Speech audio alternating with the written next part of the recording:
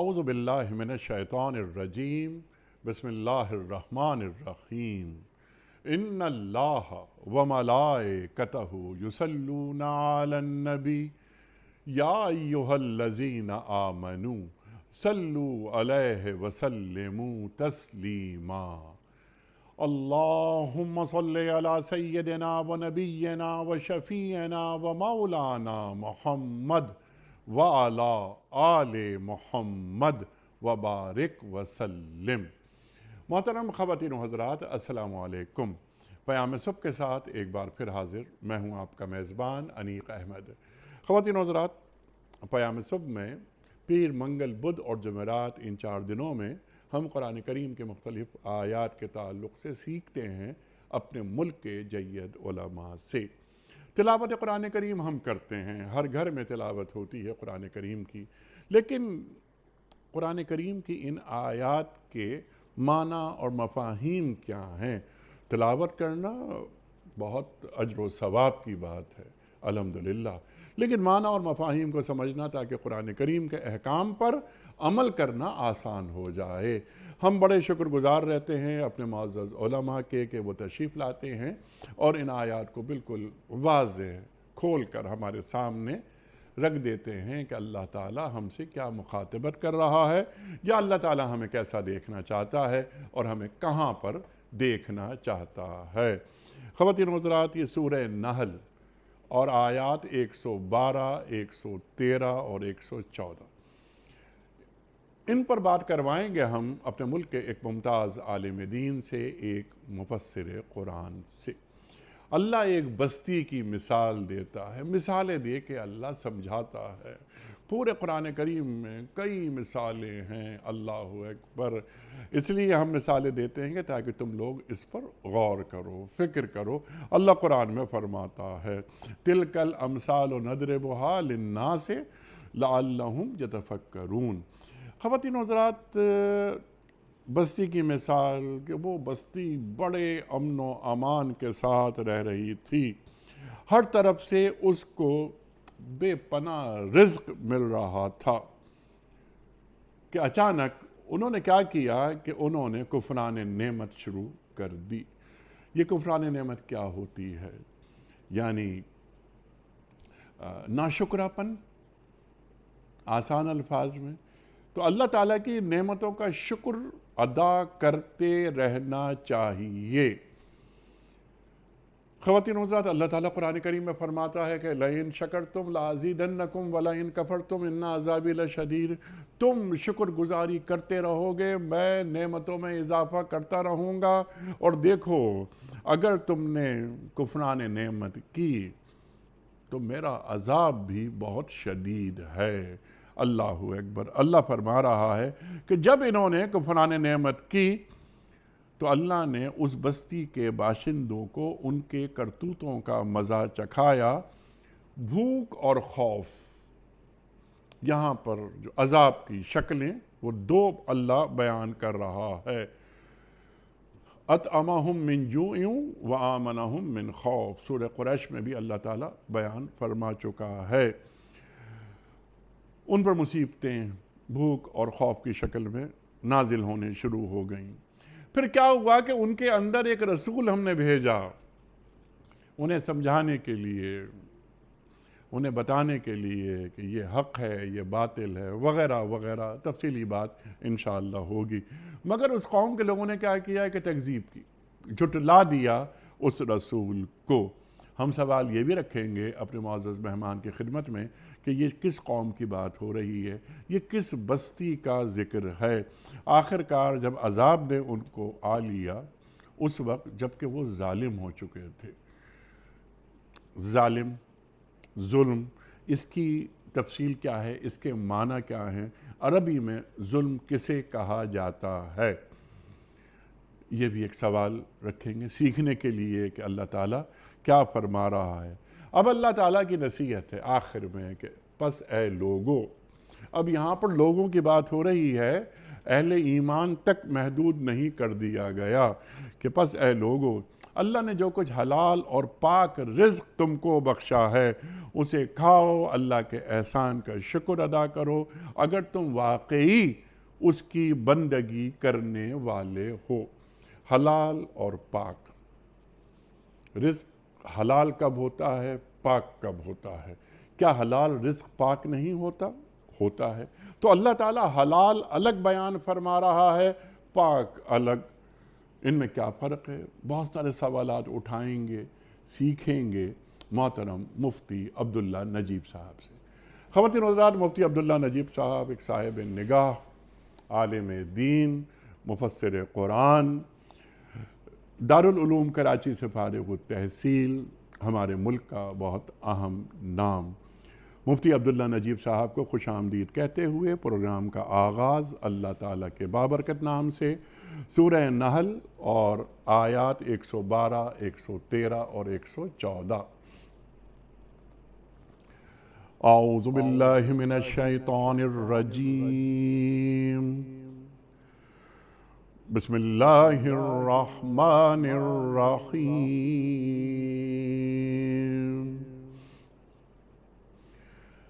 وَضَرَبَ اللَّهُ مَثَلًا قَرْيَةً كَانَتْ آمِنَةً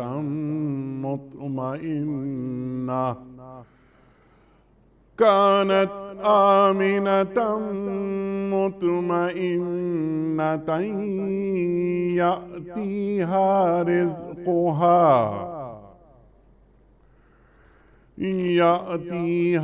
رزقها رغدا من كل مكان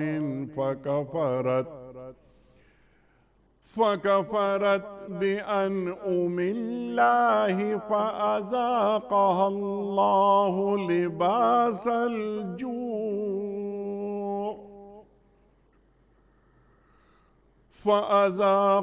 الله لباس الجوع والخوف بما كانوا يصنعون۔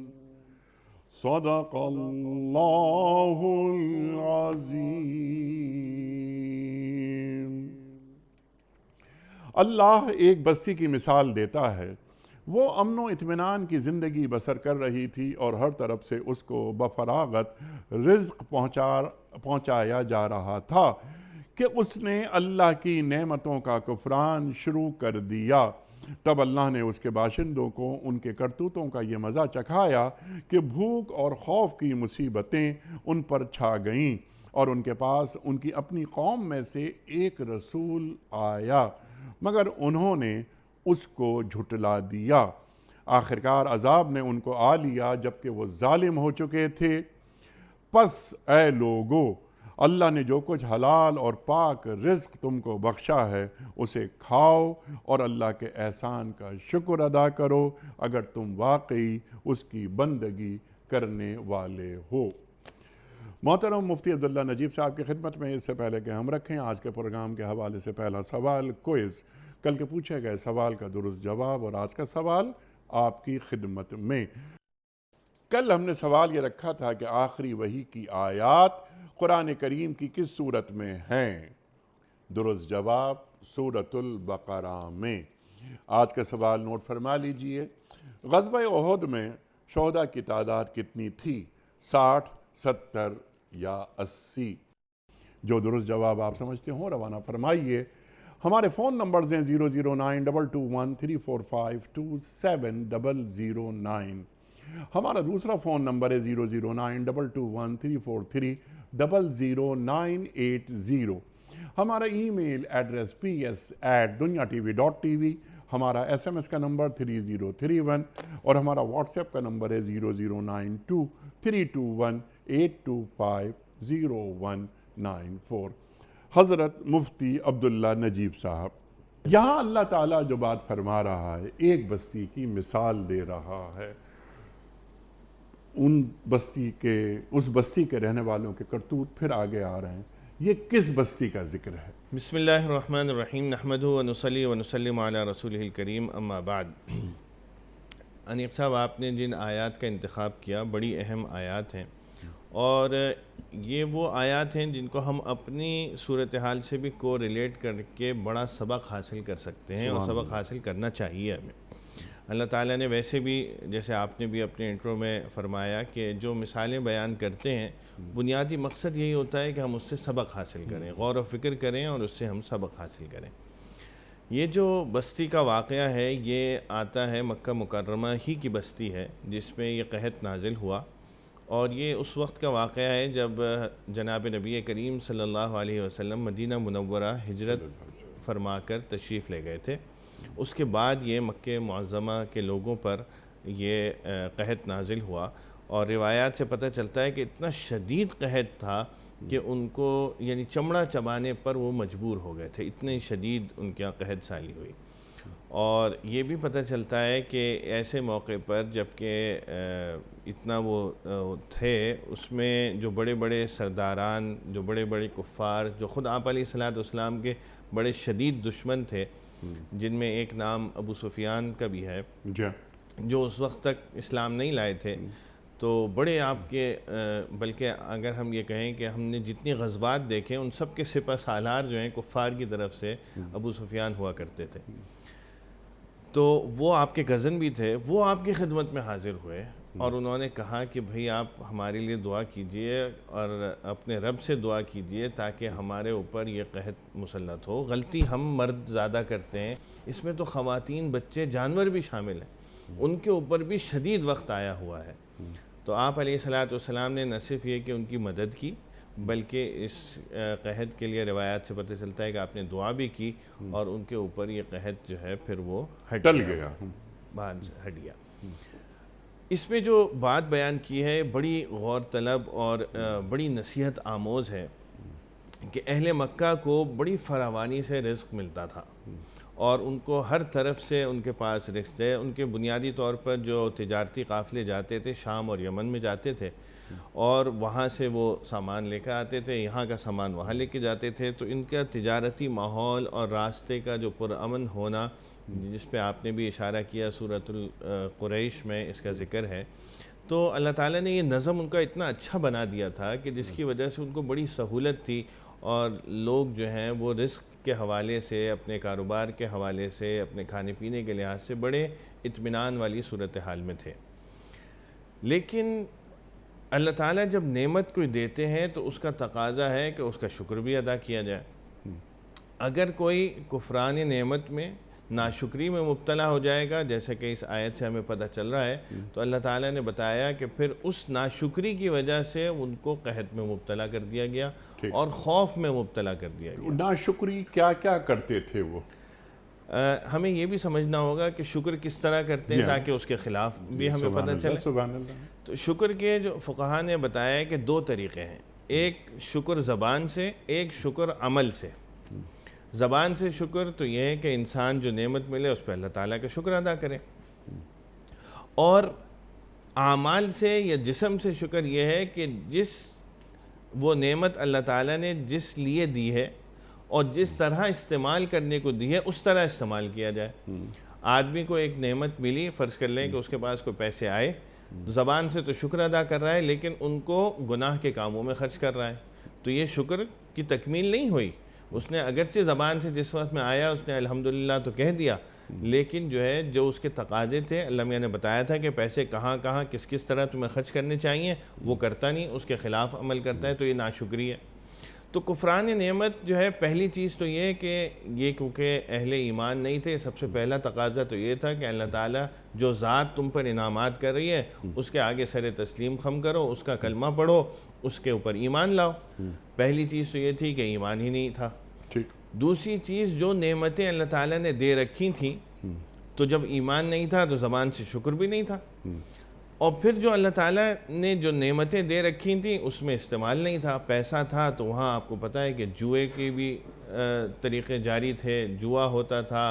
اللہ تعالیٰ نے لباس دے رکھا ہے تو وہاں ان کا ایک عادت تھی کہ برہنہ کعبۃ اللہ کا طواف کیا جاتا تھا۔ چھوٹی چھوٹی باتیں جو ہیں اس پر جنگ کی جاتی تھی، عورتوں کے ساتھ زیادتی کی جاتی تھی. اللہ تعالیٰ اولاد کی نعمت عطا کرتے تھے تو اس کو زندہ دفن کر دیا کر دیتے. اگر لڑکی ہوئی، اگر لڑکی ہو، اگر لڑکا ہو تو پھر اس پہ کرتے تھے. بہرحال اولاد تو اللہ تعالیٰ کی نعمت بصورت لڑکا بھی ہے، بصورت لڑکی بھی ہے. انہوں نے اپنے طرز سے لڑکے کو نعمت سمجھ لیا اور لڑکی کو جو ہے وہ مصیبت سمجھ لیا. تو وہ اس طرح کی جو اللہ تعالیٰ نے مستقل طور پر ان کو نعمتیں دے رکھی تھیں، اس کا جو اصل تقاضا تھا کہ اللہ تعالیٰ پر ایمان لایا جاتا، اس پر شکر ادا کیا جاتا، اس کے اعمال اور اس کے احکام کے مطابق ان کو استعمال کیا جاتا، اس سب سے اگنورنس کیا انہوں نے. اور اس اگنورنس کے نتیجے میں پھر اللہ تعالیٰ نے اپنا عذاب مسلط کیا. عذاب کیا کیا کہ ان کو تنبیہ کرنے کے لیے ان کے اوپر قحط سالی اور خوف جو ہے ان کے اوپر مسلط ہوا.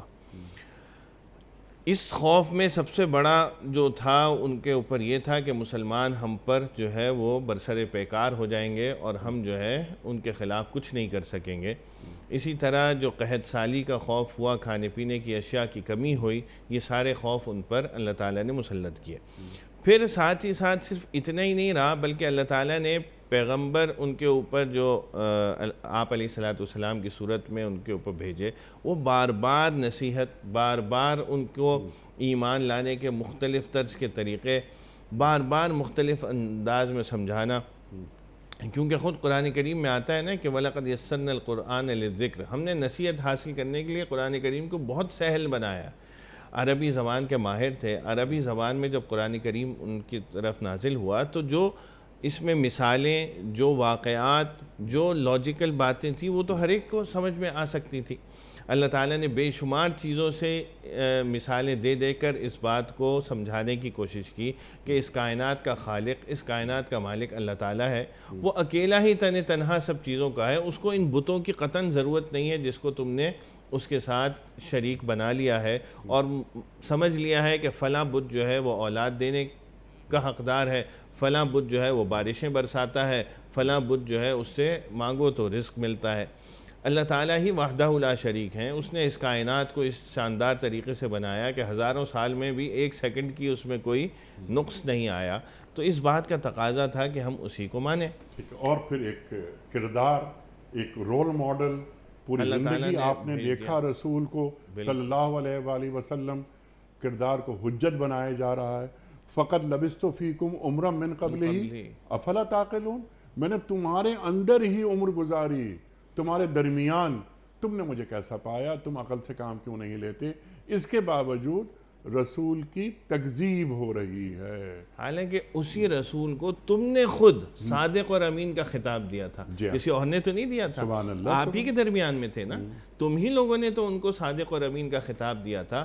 حتیٰ یہ کہ جس وقت آپ علیہ السلام نے اپنی نبوت کا اعلان فرمایا اس کے بعد بھی تم اپنی امانت انہیں کے پاس رکھواتے تھے. سچے کو، امین امانت دار کو جھٹلایا جا رہا ہے، ایک صادق کو جھٹلایا جا رہا ہے. ایک طرف آپ یہ کہتے ہیں کہ تم جھوٹ نہیں بولتے، دوسری طرف کہتے ہیں کہ نہیں نبوت میں تم جو ہے وہ غلط کہہ رہے ہو. یہ کیسے ہو سکتا ہے؟ متضاد چیزیں جمع کیسے ہو سکتی ہیں؟ صدق اور کذب ایک ساتھ جمع ہو ہی نہیں سکتے. سبحان اللہ. اور اس میں ساتھ ہی ساتھ یہ ہے کہ تم امانت داری میں یہاں پہ خیانت کے مرتکب ہو رہے ہو کہ اللہ تعالیٰ نے جو منصب تمہیں دیا نہیں اس کو کلیم کر رہے ہو. اس کا مطلب یہ ہے کہ تم امانت میں خیانت کر رہے ہو. تو گویا امانت ایک طرف امین بھی کہا جا رہا ہے اور دوسری طرف خائن بھی کہا جا رہا ہے. تو دونوں چیزوں کی تکذیب خود اپنے اس سے، حالانکہ 1-2 سال کی بات نہیں، 40 سال تک جناب نبی کریم صلی اللہ علیہ وسلم ان کے درمیان میں رہے، انہی کی طرف سے یہ خطاب ملا. اور جب نبوت کا اعلان کرتے ہیں تو مانتے نہیں ہیں، جبکہ ساری زندگی ان کے سامنے، جیسا کہ آپ نے جس کا حوالہ دیا قرآن کریم کی آیت کا، فقط لبثت فیکم عمرا من قبلی، میں ایک عرصے تک تمہارے درمیان میں نے اپنی عمر گزاری ہے، کیا تمہیں پھر بھی سمجھ میں نہیں آتی؟ میرا کردار تمہارے سامنے ہے، میرے واقعات، میری زندگی تمہارے سامنے ہے، تو اس کی بنیاد پر تمہیں ویسے ہی یقین کرنا چاہیے. دوسرا ایک بات تو یہ ہے کہ صرف ایک کہنے والا شخص ہے، صرف آپ علیہ السلام نے کہا نہیں بلکہ اس کو ثابت کیا، اس کو مختلف پیرایوں میں ثابت کر کے دکھایا. آسمان و زمین پر غور کرنے کو فرمایا، اپنی ذات میں غور کرنے کو فرمایا، مختلف بتوں کے بارے میں بتایا کہ یہ نہ سنتے ہیں، نہ سمجھتے ہیں، نہ کچھ کرتے ہیں. اپنے اوپر ایک مکھی بیٹھ جائے تو اس کو ہٹانے کی تو قدرت نہیں ان کو. اور تم ان کو جو ہے اپنے سامنے اب تمہارے اپنے ہاتھوں سے بنائے ہوئے ہیں، تم ان کو خالق، تمہاری تو مخلوق ہیں، تم نے اپنی مخلوق کو خالق بنا لیا۔ کچھ تو عقل سے کام لو، کچھ تو غور و فکر سے کرو۔ تو اس میں ہمیں یہ بھی سبق ملتا ہے کہ بعض اوقات اگر کوئی طریقے ہم پیچھے سے چلا آ رہا ہو اور وہ دین کے مزاج کے بالکل خلاف ہو، تو ہمیں صرف اس وجہ سے اس کی پیروی نہیں کرنی چاہیے کہ ہمارے آباء و اجداد اس طریقے سے چلتے چلے آ رہے تھے، وہ یہ کام، ان کا سب سے بڑا اعتراض یہی تھا کہ ہمارے تو آباء و اجداد ان بتوں کی پوجا کرتے تھے، آج آپ کہہ رہے ہیں کہ یہ غلط ہے۔ تو اگر کسی نے غلطی کی تو اس کے اوپر مداومت نہیں کرنی چاہیے، بلکہ اس غلطی کو سدھارنا چاہیے۔ تو ہمیں اس سے بنیادی طور پر یہ سبق یہ ملتا ہے کہ جب اللہ تعالیٰ ہمارے ساتھ کشادگی کا معاملہ کریں تو اس وقت میں ہمیں جری نہیں ہونا چاہیے، اللہ تعالیٰ کو بھلا نہیں دینا چاہیے، بلکہ ان نعمتوں پر شکر ادا کرنا چاہیے۔ اور شکر کے دو طریقے ہیں، شکر باللسان بھی ہے، شکر بالاعمال بھی ہے۔ زبان سے بھی شکر ادا کرنا ہے اور اعمال کے ذریعے بھی شکر ادا کرنا ہے۔ اور اگر ہم خدا نخواستہ ایسا نہ کریں اور کفران نعمت میں ناشکری میں مبتلا ہوں گے تو اللہ تعالیٰ کی طرف سے ناراضگی کا آنے کا امکان ہے۔ اللہ تعالیٰ نے یہاں پہ ان کو پہلے دو طریقوں، یعنی صرف قحط کے ذریعے سے جھنجھوڑا کہ تم جو ہے اس کے ذریعے سے دوبارہ ایمان کی طرف لاؤ۔ اللہ تعالیٰ نے پیغمبر بھیجے ہیں، ان کی باتوں پر غور و فکر کرو تو تم یقیناً اس بات کی طرف آ جاؤ گے کہ جو بات تمہیں سمجھائی جا رہی ہے، اگر ایک نیوٹرل ذہن کے ساتھ بغیر کسی ضد، بغیر کسی عناد، بغیر کسی تعصب کے آدمی سوچے تو ممکن نہیں ہے کہ وہ اللہ تعالیٰ کی نعمتوں کا استحضار کرتے ہوئے اس کے اوپر ایمان نہ لائے۔ سبحان اللہ، سبحان اللہ۔ تو انہوں نے، کفار نے، مشرکین نے ایمان لانا تو دور کی بات، تکالیف پہنچانی شروع کر دیں۔ تو جب کوئی اہل اللہ جوڑتے ہیں حالات حاضرہ سے ذرا سا، پھر دوبارہ وہاں پہنچیں گے کہ جب وہ دین کی بات کرتا ہے تو لوگ اسے ناپسندیدگی کی نگاہ سے دیکھنے لگ جاتے ہیں کہ یہ تم کیا کر رہے ہو، کہ اگر تم ناشکریاپن کرو گے من حیث المجموع ہم کیا کر رہے ہیں، یہ بھی سوال میں رکھوں گا آپ کی خدمت پہ، لیکن ذرا بعد میں۔ تو لوگ یہ کہتے ہیں کہ یہ کیا کر رہے ہیں آپ، یہ اللہ، رسول، قرآن، دین کے احکام، شریعت کے تقاضے، یہ آپ کیا ہمیں سکھا رہے ہیں؟ نہ سکھائیں، ہم جس راستے پہ چل رہے ہیں اسی راستے پر ہمارے بڑے چلتے ہوئے آئے، ہم اسی پہ چلتے رہیں گے۔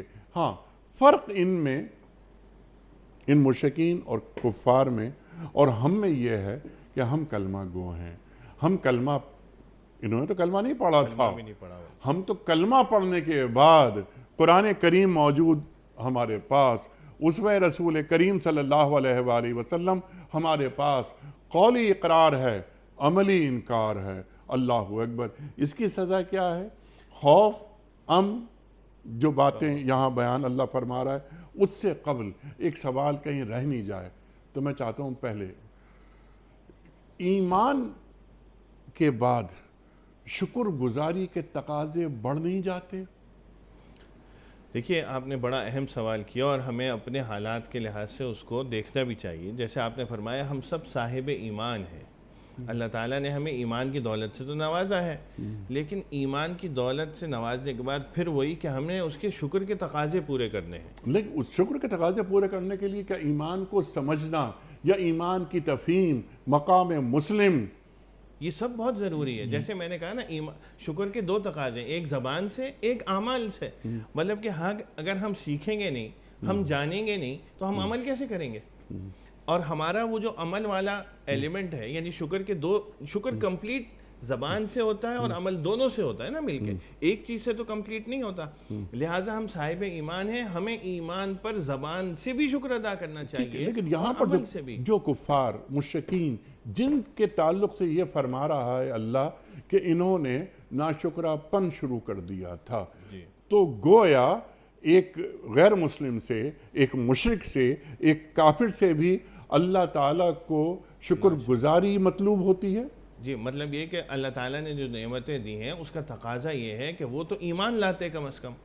اللہ تعالیٰ کا جب نعمتیں ہیں اس میں اگر انسان ذرا بھی استحضار کرے، ذرا بھی غور و فکر کرے، آس پاس کے ماحول کو دیکھے کہ جی مجھے تو نعمتیں مل رہی ہیں اور جگہوں پہ تو لوگوں کے پاس یہ نعمتیں نہیں ہیں، تو اس کا اگر وہ اہل ایمان نہیں بھی ہے تب بھی اس کا تقاضا تھا کہ اس پہ شکر ادا کرتا، اور شکر کی پہلا اسٹیج یہ ہے کہ ایمان لے کے آتا۔ ٹھیک ہے، لیکن جب یہ ایمان نہیں رکھتے تھے جی اور بعض کفار مشرکین تو آخر تک ایمان نہیں رکھتے رہے، تو اللہ فرماتا ہے کہ یہ ایک بستی ہے بڑے اطمینان کے ساتھ رہ رہی تھی، بفراغت انہیں رزق مل رہا تھا، اور نعمتیں ان پر ہم نازل کر رہے تھے، تو اس وقت بھی وہ اہل ایمان تو نہیں تھے، لیکن نعمتوں کا ظہور اور نزول ہوتا چلا جا رہا تھا۔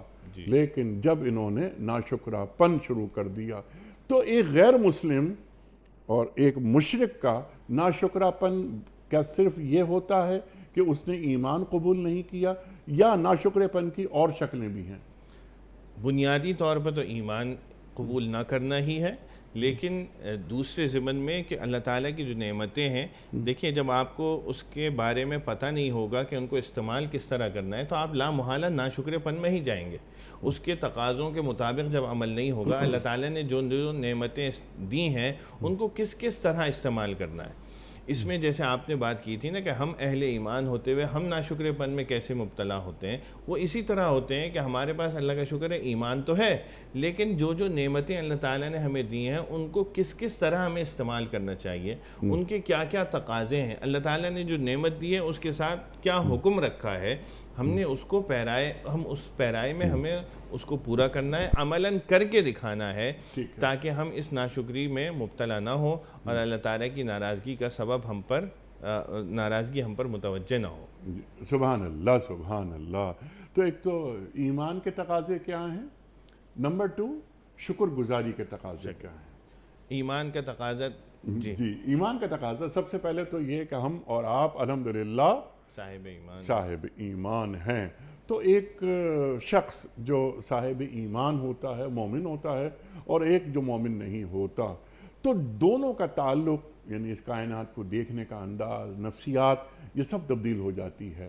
تو اہل ایمان جب کائنات کو دیکھتا ہے، یہ زندگی گزارتا ہے تو امن سے، اطمینان سے، فراغت سے، رزق اسے ملتا رہتا ہے، تو وہ شکر گزاری کرتا ہے، اور وہ یہ سمجھتا ہی نہیں بلکہ اس کا ایمان ہوتا ہے کہ میں اللہ تعالیٰ کا منتخب بندہ ہوں، اس لیے کہ میں صاحب ایمان ہوں، میں اللہ اور اللہ کے رسول صلی اللہ علیہ وآلہ وسلم پر ایمان رکھتا ہوں، یوم آخرت پر ایمان رکھتا ہوں، مجھے اللہ کے سامنے جواب دہی کے لیے پیش ہونا ہے، اعمال نامے میرے ہاتھوں میں ہوں گے، دائیں ہاتھ کا اعمال نامہ، بائیں ہاتھ کا اعمال نامہ۔ تو اہل ایمان اگر اس فکر کو، یعنی وہ کہا جاتا ہے نا، ایک قول بڑا یاد آتا ہے کہ آخرت تقوی کی جڑ ہے، بالکل آخرت تقوی کی جڑ ہے، تو جب میں آخرت کا سوچتا ہوں تو شکر گزاری بڑھ جاتی ہے۔ اللہ اکبر، فاذکرونی اذکرکم واشکروا لی ولا تکفرون۔ اللہ اکبر۔ اللہ تعالیٰ یہاں تک فرماتا ہے نا کہ ما یفعل اللہ بعذابکم ان شکرتم وآمنتم، مجھے کیا پڑی کہ میں تمہیں عذاب دوں، بس تم شکر گزاری کرتے رہو اور مجھ پر ایمان لاؤ۔ تو شکر گزاری اور ایمان یعنی پیرالل چلتے ہیں ساتھ، اور اگر میں اہل ایمان ہوں تو کیا ایسا ممکن ہے کہ میرے اندر شکر گزاری کا مادہ نہ ہو؟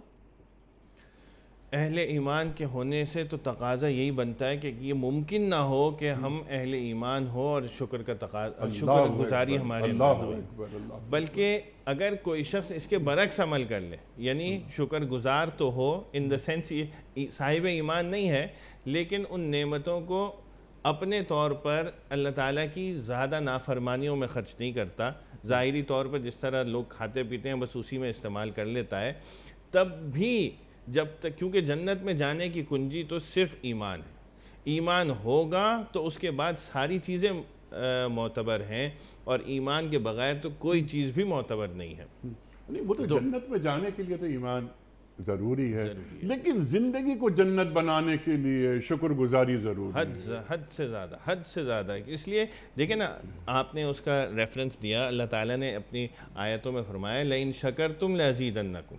زندگی جنت کیسے بنے گی؟ جب آپ کے پاس نعمتوں کی فراوانی ہوگی، آپ کے پاس اطمینان ہوگا، الا بذکر اللہ تطمئن القلوب، آپ جو ہے ذکر اذکار کر رہے ہوں گے، آپ اللہ کی عبادت پورے کر رہے ہوں گے، تو دل کا اطمینان بھی حاصل ہوگا، آپ کو رزق کی فراوانی بھی ملے گی، دنیا جنت بن جائے گی۔ یہ اسی طرح بن سکتی ہے کہ جب ہم اللہ تعالیٰ کی نعمتوں کا شکر ادا کریں، زبان سے بھی شکر ادا کریں، اور جو ان کے تقاضے ہیں ان پر عمل کریں۔ اگر ہمارے پاس روپیہ پیسہ آ رہا ہے تو پہلا تقاضا ہے ہم اپنے والدین، بیوی بچوں کی ذمہ داریاں پوری کر رہے ہیں یا نہیں کر رہے ہیں۔ ان کو تو ہم پوری نہ کریں، ہم اور گناہوں میں اس کو استعمال کر لیں، تو یہ ہمیں اس سے کبھی بھی نہ اطمینان قلبی حاصل ہوگا، نہ دنیا جو ہے وہ ہماری جنت بنے گی۔ ہاں، آپ اس کے تقاضے کے مطابق اپنے والدین کی بھی خدمت کر رہے ہیں، بیوی بچوں کی بھی خدمت کر رہے ہیں۔ صدقات میں حدیث شریف میں آتا ہے بہترین صدقہ وہ ہے جو انسان اپنے گھر والوں پر خرچ کرے۔ تو ان چیزوں کا تقاضا یہ ہے کہ جو اللہ تعالیٰ نے ہمارے اوپر ذمہ داریاں دی ہیں، ہم اس کے مطابق ان کو استعمال کریں۔ یہ عملی شکر ہے اور زبان سے بھی شکر ادا کریں، تاکہ ہم دونوں میں کامیاب ہو سکیں اور ہمیں ان نعمتوں کی فراوانی مل سکے، اس قاعدے کے تحت جو اللہ نے قرآن میں بیان کیا ہے لَإِن شَكَرْتُمْ لَأَزِيدَنَّكُمْ۔ ٹھیک، سبحان اللہ سبحان اللہ، تم شکر گزار بنو، میں نعمتوں میں اضافہ کرتا رہوں گا، اللہ فرما رہا ہے۔ مفتی صاحب، آپ ہمیں تعلیم کر دیجئے، یہ فرما دیجئے کہ شکر گزاری بحیثیت مومن اس بات کی کہ اے اللہ تو نے ہمیں صاحب ایمان بنایا، اس کی شکر گزاری کیسے ادا ہو؟ اے اللہ تو نے ہمیں امت محمدیہ صلی اللہ علیہ وآلہ وسلم میں پیدا فرمایا، یعنی اس امت میں پیدا ہونے کی خواہش انبیاء نے کی۔ اللہ اکبر۔ تو ذرا یہ طریقے کیا ہوتے ہیں اور چند ٹو ڈوز شکر گزاری کے جو کہ نظر آئیں ہمیں اپنے معاشروں میں، ایک کثیر تعداد اس وقت آپ کو دیکھ رہی ہے کہ دیکھو صبح اٹھو تو شکر گزاری کے آداب یہ ہیں، یعنی اللہ کو یہ مطلوب ہے کہ ایک بندہ مومن جو میرے رسول کا نام لیتا ہے صلی اللہ علیہ وآلہ وسلم، وہ مومن ہو یا مومنہ، اللہ تعالیٰ کو درکار کیا ہے ہم سے؟ چند کام یہ ذرا بتا دیجئے۔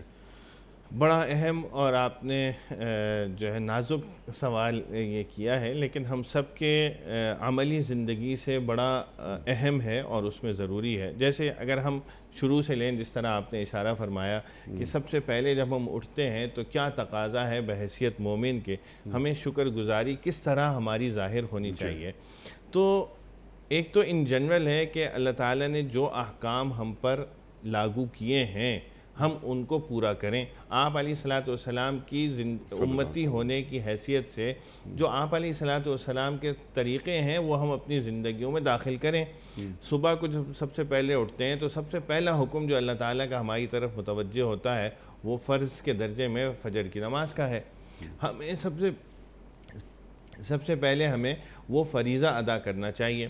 اس کے بعد ہم دیگر فرائض میں، دیگر واجبات میں جو اللہ تعالیٰ نے ہم پر مقرر کیے ہیں، اگلا اگر آپ یہ لے لیں کہ جی ہم ملازمت پر یا کام پر جاتے ہیں تو وہ ملازمت یا وہ کام حلال طریقے کا ہو جس کی اللہ تعالیٰ نے اجازت دی ہو، حلال نوکری ہو۔ پھر جب وہ ہم نوکری کر رہے ہیں تو اس کے جو تقاضے ہیں کہ ہم کہیں رشوت خوری تو نہیں کر رہے، ہم اگر دکان پہ بیٹھے ہوئے ہیں تو وہاں جھوٹ تو نہیں بول رہے، ہم اگر کسی ایسی جگہ پر ہیں جہاں پر ہم دوسروں کو نفع پہنچا سکتے ہیں بحیثیت سرکاری نوکری کے یا کسی بھی نوکری کے اس میں، تو وہاں پر ہم غبن، جھوٹ یا تکلیف دہ صورتحال میں تو لوگوں کو نہیں مبتلا کر رہے۔ اس ملازمت کے دوران میں جب ہمارے اوپر نماز کا وقت متوجہ ہوتا ہے تو ہمیں نماز کی طرف متوجہ ہونا ہے۔ اللہ تعالیٰ نے اگر بیوی بچوں کی نعمت دے رکھی ہے تو ان کی شکر گزاری ہے کہ ان کو صحیح تربیت کی جائے، ان کو دین کے تقاضے بتائے جائیں، ان کی نماز روزہ کا خیال رکھا جائے، ان کو دین کی تربیت ان کے مطابق ان کی تربیت کی جائے، دین کے تقاضوں کے مطابق تربیت کی جائے، اور اس بات کا خیال رکھا جائے کہ ہم یہ کوشش کریں کہ وہ زیادہ سے زیادہ دین کے ماحول میں ڈھل کر آپ علیہ السلام کی سنتوں کے مطابق اپنی زندگی گزاریں۔ تو یہ ان جنرل ہر جگہ ہے، گھر سے شروع ہو کر پھر آپ اس کی وسعت میں چلے جائیں، پھر سوسائٹیز میں چلے جائیں، پھر اداروں میں چلے جائیں، تو ہر جگہ یہ جھلک جب تک ہم نہیں دیکھیں گے، شکر گزاری جو ہے وہ صحیح معنوں میں پوری نہیں ہوگی۔ ٹھیک ہے، تو گھر، سبحان اللہ، بہت اچھی بات آپ نے فرمائی کہ وہ گھر ہو، ہمارا معاشرہ ہو، ہماری ریاست ہو یا پوری امت ہو، آپ کو من حیث المجموع شکر گزاری نظر آ رہی ہے؟ نہیں، اگر ہم یہ جو باتیں ہم کر رہے ہیں اس کی روشنی میں تو ہمیں شکر گزاری نہیں نظر آتی۔ تو پھر نعمتوں میں اضافہ کیسے ہوگا؟ لَإِن شَكَرْتُمْ لَأَزِيدَنَّكُمْ کے حوالے سے میں یہ بات کر رہا ہوں۔ جی، بلکہ ہمیں تو اس جو مثال ہے اس کی وجہ سے خوف میں مبتلا ہونا چاہیے کہ کہیں اللہ تعالیٰ وہاں تو کافر تھے تو اللہ تعالیٰ نے ناشکری برداشت نہیں کی، ہم صاحب ایمان ہیں، اور صاحب ایمان ہو کر ہمیں اگر فراوانی رزق مل رہا ہے تو ہمیں اور زیادہ شکر گزار ہونا چاہیے، اللہ تعالیٰ کے احکام پر اور زیادہ پابند ہونا چاہیے۔ کہیں ایسا تو نہیں جب اللہ تعالیٰ ایک کافر کو اس میں مبتلا کر سکتے ہیں تو ہم صاحب ایمان ہوتے ہوئے اگر ناشکری کریں گے تو اس میں عذاب میں تو نہیں آ جائیں گے۔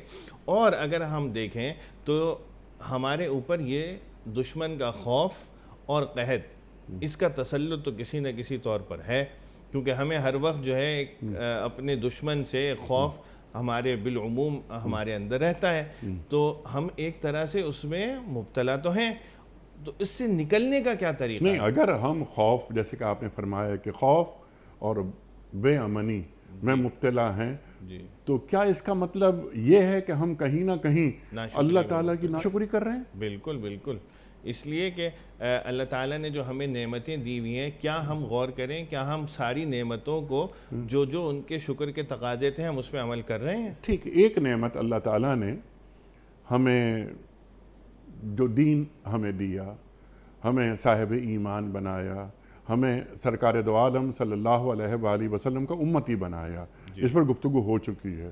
ایک نعمت، بہت بڑی نعمت اللہ تعالیٰ نے ہمیں دی پاکستان کی شکل میں۔ بالکل، یہ ریاست ہے ہمارے پاس، یہ خطہ زمین ہے، یہ عام ملک نہیں ہے، تو کیا ہم شکر گزاری کر رہے ہیں اس ریاست کی؟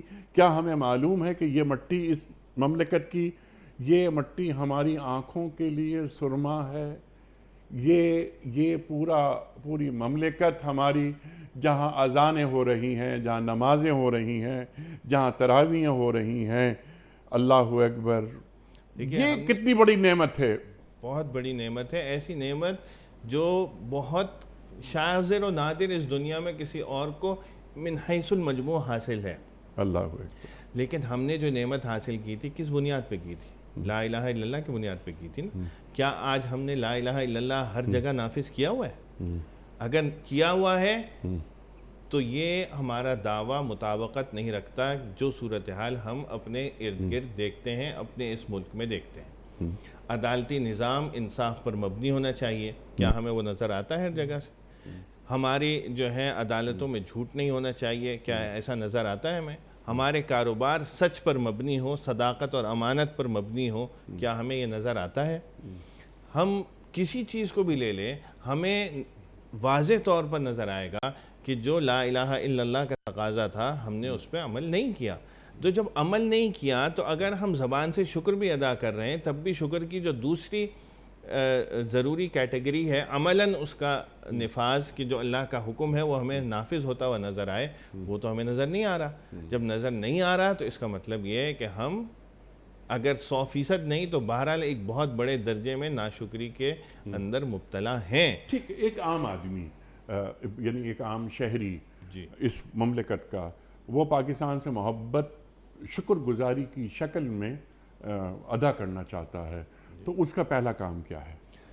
اس کا پہلا کام یہ ہے کہ جو اس کے ریاست جس مقصد کے لیے، دیکھیں دیے سے دیا جلتا ہے، آپ سب سے پہلے میں دین کے احکام، دین کی تعلیمات اپنے اوپر نافذ کروں گا۔ بہت اچھی بات ہے، واہ واہ واہ واہ۔ جب میں اپنے اوپر نافذ کروں گا تو میرے لیے بہت آسان ہوگا کہ میں اپنے ارد گرد کے ماحول میں بھی اس کو نافذ کر سکوں۔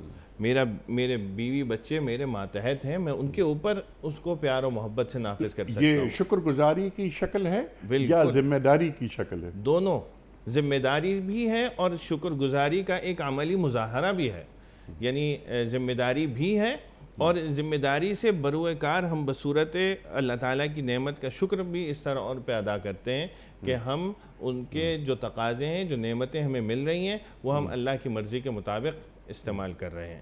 سبحان اللہ، سبحان اللہ۔ ایسا نہ ہو کہ اللہ تعالیٰ ناشکر پن کی وجہ سے ہم سے نعمتیں چھین لے اور ہمیں خوف میں اور بے امنی میں مبتلا کر دے۔ دیکھیں میں ایک دو مثال دوں، ہمارے یہاں بعض چیزوں میں بڑی توجہ دیکھیں، ایک زمانے میں ہمارے یہاں شادیوں میں جو کھانا استعمال ہوتا تھا وہ ضائع ہو جاتا تھا، اس کو استعمال طریقے سے نہیں ہوتا تھا، لوگوں نے اس کی طرف توجہ دی۔ اب ماشاءاللہ ایسی صورتحال ہے کہ جو بچا ہوا کھانا ہوتا ہے وہ بہت اچھے طریقے سے استعمال کیا جاتا ہے۔ یہ ایک نعمت کا شکر ہے کہ نہیں ہے؟ جی ہاں، یعنی ہم نے جو غذا اللہ تعالیٰ کی نعمت تھی ہم اس کو ضائع کر دیا کرتے تھے۔ ان سے پوچھے جن کے پاس غذا نہیں ہے، جو رات کو بھوکے سوتے ہیں، یا وہ ممالک، وہ ریاستیں جہاں پر قحط سالی ہے۔ بالکل، اللہ اکبر، اللہ اکبر۔ اچھا مفتی صاحب، سبحان اللہ، سبحان اللہ، کیونکہ اب پروگرام کے آخری حصے میں ہم داخل ہو گئے ہیں، تو یہ جو آج کی آیات کا جو آخری حصہ ہے، اللہ تعالیٰ یہاں پر بیان فرما رہا ہے، اب یعنی سبق اللہ دے رہا ہے، نصیحت کر رہا ہے۔ آپ نے بات فرمائی تھی نا قرآن کریم کی، وہ سورہ قمر کی آیت تلاوت فرمائی تھی کہ وَلَقَدْ يَسَّرْنَا الْقُرْآنَ لِلذِّكْرِ فَهَلْ مِن مُدَّكِرٍ۔ ہم نے قرآن کو آسان کر دیا ہے، کوئی جو نصیحت حاصل کرے، تو اللہ تعالیٰ یہاں صرف اہل ایمان سے مخاطبت نہیں کر رہا، وہاں بھی اہل ایمان سے مخاطبت نہیں ہو رہی، یعنی محض اہل ایمان سے مخاطبت نہیں ہو رہی۔ پس اے لوگو، تم کیا کرو، حلال اور پاک چیزیں کھاؤ۔ اللہ اکبر۔ تو جب حلال اور پاک چیزیں، یہ بھی شکر گزاری کی ایک شکل ہے۔ میں نے انٹرو میں ایک سوال یہ رکھا تھا کہ حلال تو پاک ہوتا ہی ہے، حلال ایک چیز آ گئی میرے پاس، تو یہاں پر حلال کو الگ، پاک کو الگ اللہ تعالیٰ کیوں رکھ رہا ہے؟ اس میں بعض چیزیں ایسی تھیں جو اللہ تعالیٰ نے اپنی جانب سے حلال کر رکھی تھی، کفار نے اپنی طرف سے ان کو حرام کر رکھا تھا اپنے اوپر۔ ٹھیک۔ تو جب وہ حرام تھی تو ان کے نزدیک اس کو استعمال کرنا ہی درست نہیں تھا، وہ ناپاک یا اس کو غلط سمجھتے تھے استعمال کرنا۔ تو یہاں پر اللہ تعالیٰ یہ بتلا رہے ہیں کہ جن چیزوں کو میں نے حلال کیا ہے، جن چیزوں کو میں نے پاکیزہ قرار دیا ہے، تم اس کو اپنی طرف سے نہ کرو کہ ان کو حرام قرار دو، ایک۔ دوسرا یہ کہ وہ حلال چیز ہے اس کو حلال اور پاکیزہ طریقے سے کھاؤ، اس کو مثلاً یہ کہ ہمارے نزدیک ایک بکری جو ہے وہ حلال ہے، اب یہ حرام کیسے ہوگی؟ ایک تو ہم اللہ کا نام لے کے ذبح نہ کریں تو یہ حرام ہو گئی، دوسرا یہ کہ حلال تو ہے لیکن ہم اس کو بتوں کے نام پر چڑھاوے کر دیں یا غلط استعمال کریں تو وہ اپنی ذات کے اعتبار سے اس کی جو پاکیزگی تھی وہ ختم ہو گئی۔ تو اللہ تعالیٰ یہ فرماتے ہیں کہ جو چیز میں نے حلال کی اور جس طریقے سے میں نے حلال کی اس کو اسی طریقے سے استعمال کرو۔ یہ بنائی ہوئی مخلوق اللہ کی ہے، رزق اللہ کا دیا ہوا ہے، وہی بتائے گا کہ کس طریقے سے کون سی چیز کیسے استعمال کرنی ہے۔ اپنی طرف سے اگر تم کرو گے تو حلال چیز کو حرام قرار دینا، یا اگر وہ حلال ہے تو اس کو خراب کر دینا، یہ طریقہ اللہ تعالیٰ کو ناپسند ہے اور نہ اللہ تعالیٰ کی طرف سے اس کی اجازت ہے۔ سبحان اللہ، سبحان اللہ۔ اور یہ بکری حلال ہے، اس پر نام بھی اللہ کا لیا گیا بوقت ذبح، لیکن جس رقم سے یہ بکری خریدی گئی ہے وہ رقم حرام تھی، اگر رشوت کی تھی، جی، جوئے کی تھی، خدا نخواستہ، تو وہ پاکیزہ کیسے رہے گی؟ آپ نے جو چیز خریدی ہے وہ بھی حلال ہو اور جس طریقے سے آپ نے اس کو حاصل کیا ہے وہ طریقہ بھی حلال ہو۔ سبحان اللہ۔ یہاں آپ نے چیز تو حلال لے لی لیکن جیسے آپ نے فرمایا اس میں ناپاکی کیسے آئی کہ ہم نے جو کمائی کی تھی وہ ناپاک تھی، وہ رشوت کی تھی، وہ جوئے کی تھی، وہ کسی اور ایسے طریقے کی تھی جو اللہ تعالیٰ کے نزدیک درست نہیں ہے۔ تو اس میں پاکیزگی نہیں آئے گی۔ ہاں ہم یہ ضرور کہیں گے کہ حرام طریقے سے تو اس نے نہیں استعمال کی، یعنی چیز تو حرام طریقے سے استعمال نہیں کی، لیکن اس میں اس حرام خوری کی وہ ناپاکی اس میں آ گئی۔ اور یہ صرف اس حد تک محدود نہیں ہے، بعض اوقات کام بھی درست ہو رہا ہوتا ہے لیکن اس میں ڈنڈی ماری جاتی ہے۔ ایک شخص سرکاری ملازمت بالکل جائز کر رہا ہے لیکن اس میں 8 گھنٹے کی ڈیوٹی کے بجائے 5 گھنٹے دیتا ہے، تو اس میں جو 3 گھنٹے کا حرام عنصر آیا وہ ناپاکی اس میں بھی آ جائے گی۔ تو ہمیں اس کا بھی خیال کرنا ہے. بعض اوقات ہم اس غلط فہمی میں رہ جاتے ہیں کہ ہم کام تو صحیح کر رہے ہیں لیکن اس میں جو غلط عناصر ہم داخل کر دیتے ہیں, جو اس میں ہم آج کل کے اعتبار سے ہم کہتے ہیں کہ ڈنڈی مارتے ہیں, وہ بھی اس میں ناپاکی لے کے آ جاتی ہے. اللہ اکبر, اللہ اکبر. اور جو رقم, جو مال میرے پاس ہے جس سے میں رزق حاصل کر رہا ہوں, کیا اس رقم پر زکوٰۃ میں دے رہا ہوں یا نہیں دے رہا؟ اگر اس رقم پر زکوٰۃ نہیں دی گئی, اب انفاق, صدقات, خیرات ان کی بات نہیں ہو رہی, فرائض کی بات ہو یہ رہی ہے. فرائض کی بات ہے, تو کیا وہ مال میرے لیے, وہ رزق میرے لیے حلال ہوگا؟ دیکھیں نا, اگر میں وہ نہیں کر رہا تو اس میں وہی حلال تو ہے, لیکن اس میں جو ناپاکی ہے, جو زکوٰۃ, کیونکہ مال کا میل ہے, آپ نے فرمایا اس کو نکالنا ضروری ہے, اس کا حق ایک, یعنی اس میں جو ناپاکی ہے وہ بھی میرے ساتھ ہے, جو حق تھا فقراء اور مساکین کا وہ بھی میں نے حق دبا لیا, تو میں حق مارنے والا بھی ہو گیا, اس ناپاکی کو اپنے پاک مال میں شامل کرنے والا بھی ہو گیا. تو ظاہر سی بات ہے اس کے جو انوار و برکات ہیں, اس کے جو پاکیزہ مال کے جو فوائد میں جو حاصل ہونے تھے وہ تو حاصل ہوں گے ہی نہیں, کسی صورت میں نہیں ہوں گے.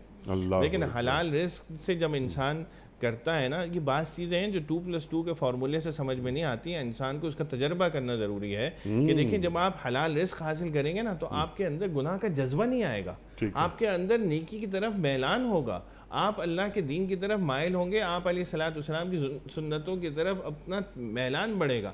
لیکن اگر آپ نے اس کے ساتھ گناہوں کا یا حرام چیز کا استعمال کیا تو دل میں وہ داغ پڑے گا, وہ داغ جو ہے آپ کو گناہ کی طرف مائل کرے گا یا نیکی سے دور کرے گا, جس کا نتیجہ یہ ہوگا کہ آپ ناشکری میں اور اللہ کے دین سے دور ہوتے چلے جائیں. سبحان اللہ. آخری سوال آپ کی خدمت میں کہ ان تمام کاموں کے لیے جو آپ بات فرما رہے ہیں, اللہ تعالیٰ کا استحضار بہت ضروری ہے, یعنی اللہ تعالیٰ کو حاضر جانا جائے, یا اس کو اور آسان کر لیتے ہیں کہ مفتی صاحب یہ فرما دیجئے کہ اللہ کو اللہ سے کیسے مانگا جاتا ہے یا اللہ کے ساتھ کیسے رہا جاتا ہے؟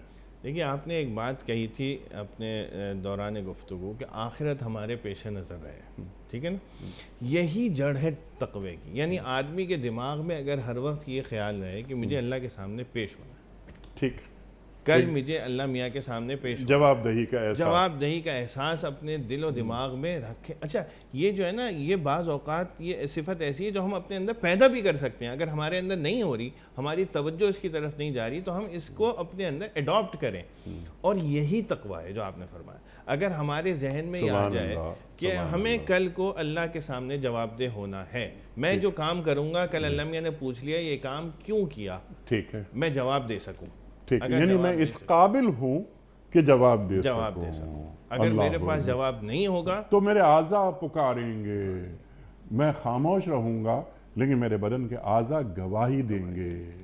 مفتی صاحب آپ کا بڑا ممنون, بڑا شکر گزار, آپ تشریف لائے, اور ہمیشہ کی طرح آج بھی ہم نے آپ سے بہت سیکھا. اللہ آپ کو سلامت رکھے. خواتین و حضرات, اپنے معزز علماء کے ہم بڑے ممنون رہتے ہیں, بلکہ ممنون احسان رہتے ہیں کہ وہ تشریف لاتے ہیں اور دین سے ہمیں قریب کر دیتے ہیں. وقت مکمل ہوا ہمارے آج کے پروگرام کا. بہت ساری باتیں مزید ہو سکتی ہیں, لیکن پھر کسی اور پروگرام میں ہم مفتی صاحب سے سیکھیں گے. کوئز. کل کا سوال ہمارا یہ تھا کہ آخری وحی کی آیات قرآن کریم کی کس سورت میں ہیں؟ درست جواب سورہ بقرہ میں. آج کا سوال نوٹ فرما لیجئے. غزوہ احد میں شہداء کی تعداد کتنی تھی؟ 60, 70 یا 80؟ جو درست جواب آپ سمجھتے ہوں روانہ فرمائیے. ہمارے فون نمبرز ہیں 0092213452709. ہمارا دوسرا فون نمبر ہے 0092234300980. ہمارا ای میل ایڈریس ps@duniatv.tv. ہمارا SMS کا نمبر 3031 اور ہمارا واٹس ایپ کا نمبر ہے 00923218250194. حضرت ایک پرچی نکال کر اعلان فرما دیجئے, آج کے ونر کون ہیں؟ محمد خالد صاحب راولپنڈی سے. محمد خالد صاحب راولپنڈی سے آپ کی خدمت میں دنیا ٹی وی کی جانب سے دینی کتب پر مشتمل گفٹ ہیمپر آپ کے گھر بذریعے کورئر روانہ کیا جا رہا ہے، آپ کو بہت بہت مبارک ہو۔ پیام صبح کا اختتام ہوتا ہے روزانہ ایک قول پر، اور وہ قول ہوتا ہے صاحب نہج البلاغہ امیر المومنین حضرت علی مرتضیٰ کرم اللہ وجہہ کا۔ آپ فرماتے ہیں جس نے لالچ کو عادت بنا لیا اس نے خود کو پست اور حقیر کیا۔ جس نے لالچ کو عادت بنا لیا اس نے خود کو پست اور حقیر کیا۔ سبحان اللہ سبحان اللہ۔ اپنے میزبان انیق احمد کو کل تک کے لیے اجازت دیجیے۔ خدا حافظ۔